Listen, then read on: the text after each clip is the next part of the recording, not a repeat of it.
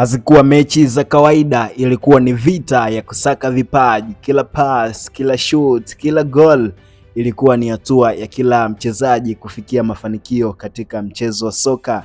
Ni mashindano ya Yanga Soccer School kwa kushirikiana na M1 Coffee chini ya mkurugenzi Leo Mendes, yaliyofanyika viwanja vya KMC jijini Dar es Salaam, ambapo timu ya TDS iliyopo chini ya kituo cha kuendeleza soka la shirikisho la mpira wa miguu nchini TFF iliibuka mabingwa baada ya kuifunga timu ya Fountain Gate Academy. Lakini pia hii ilikuwa ni sehemu ambayo ndoto zinaanza kutimia pale ambapo kijana anaanza kuonesha uwezo mbele ya makocha, wadau wa soka na hata kufungua milango ya kufika ngazi za juu zaidi katika mchezo soka kimataifa.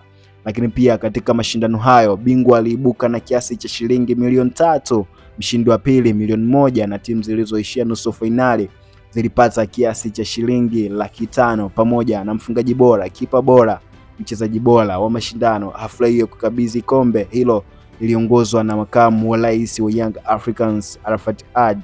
Kupitia uwekezaji huo vijana 10 watapata nafasi ya kuingia katika mashindano ya Yanga Soccer School. Hongera M1, tumeona dhamira ya kweli ya kuunga mkono maendeleo ya michezo na jamii kwa ujumla. Mimi naitwa Star Kido na hii ni 10 Empire TV. Usisahau kusubscribe